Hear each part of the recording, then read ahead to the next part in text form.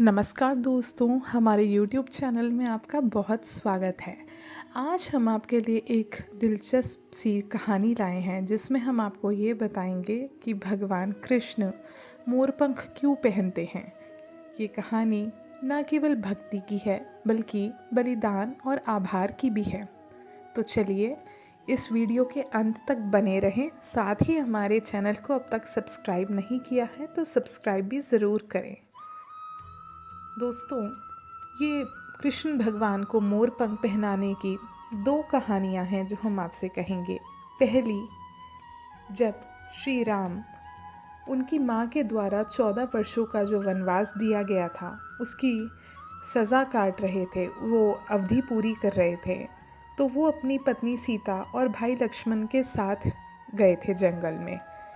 एक बार जंगल में माता सीता को बहुत प्यास लगती है क्योंकि जंगल बहुत बड़ा था और पानी की तलाश करना बहुत कठिन कार्य है।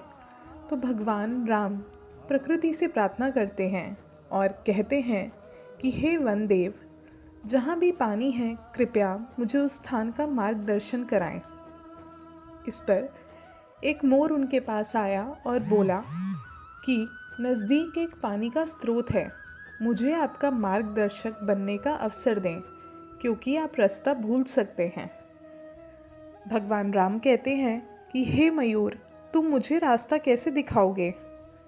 इस पर मोर ने उत्तर दिया कि वह हवा के रास्ते जाएगा जबकि भगवान राम उसके पीछे चलेंगे। मैं अपने पंख एक एक करके फेंकूंगा और आप पानी के स्रोत तक पहुंच जाओगे। मयूर ने ऐसा कहा। जब वह पानी के स्रोत तक पहुँचे तो मोर अपने अंतिम सांस ले रहा था क्योंकि उसने अपनी इच्छा के खिलाफ अपने पंखों को तोड़ दिया था। उसने सोचा कितना भाग्यशाली है कि उसे भगवान की प्यास बुझाने का अवसर मिल रहा है। भगवान राम ने कहा, तुमने अपने पंख तोड़कर मेरे लिए जो अपना बलिदान दिया है, यह कर्ज मैं ज़रूर चुकाऊंगा।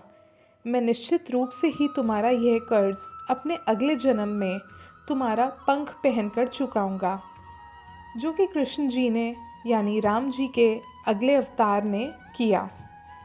ऐसी ही एक कथा द्वापर युग की भी है जिसमें एक दिन गोवर्धन पहाड़ियों में भगवान कृष्ण अपने गोपाल मित्रों के साथ जंगल में विश्राम कर रहे थे। उन्होंने सभी को जगाने का निर्णय लिया और दूर चर रही गायों को अपनी बांसुरी बजाकर बुलाया। जंगल के सभी जीव पूरी तरह से मंत्रमुग्ध हो गए। उनकी बांसुरी की आवाज़ ने गोवर्धन पहाड़ियों में मौजूद मोरों को भी अपनी तरफ मोहित कर लिया। उनकी संगीत की ध्वनि इतनी मधुर थी कि मोर मंत्रमुग्ध होकर नृत्य करने लगे। और जैसे ही वह नृत्य करने लगे तो मोरों के राजा भगवान कृष्ण के चरणों में उनके आशीर्वाद लेने आए। उन्होंने एक ध्वनि की और भगवान कृष्ण ने उसके अर्थ को समझ लिया। मोर ने भगवान कृष्ण से उनके साथ नृत्य करने का अनुरोध किया था। भगवान कृष्ण ने उनके प्रस्ताव को स्वीकार किया, उनकी विनती को स्वीकार किया और उनके बीच नृत्य करने लगे। जब भगवान कृष्ण उनके साथ नृत्य करने लगे तो मोरों की उत्तेजना बढ़ गई। यह इतना भावुक था कि कुछ मोर बेहोश हो गए। गोवर्धन पहाड़ियों के सभी जीव और गोपाल उनकी नृत्य को देखकर अपनी आंखें नहीं हटा सके।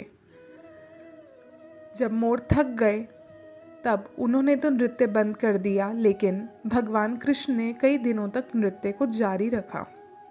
अंत में जब उन्होंने नृत्य बंद किया तो एक मनमोहक सी चुप्पी सब जगह छा गई। मोर खुशी और प्रशंसा से भरे थे। मोर के राजा ने भगवान कृष्ण के पास जाकर अपना सिर झुकाया और कहा, आपने एक आनंद का उत्सव मनाया है जिसके लिए हम सदा आपके ऋणी रहेंगे। यह हमारा कर्तव्य है कि हम आपको गुरु दक्षिणा अर्पित करें और आभार का प्रतीक दें। राजा ने भगवान कृष्ण से अपने पंख स्वीकार करने के लिए कहा, जो कि उनके सबसे करीब होते हैं। इन्हें अपने मुकुट पर सजावट के रूप में पहने।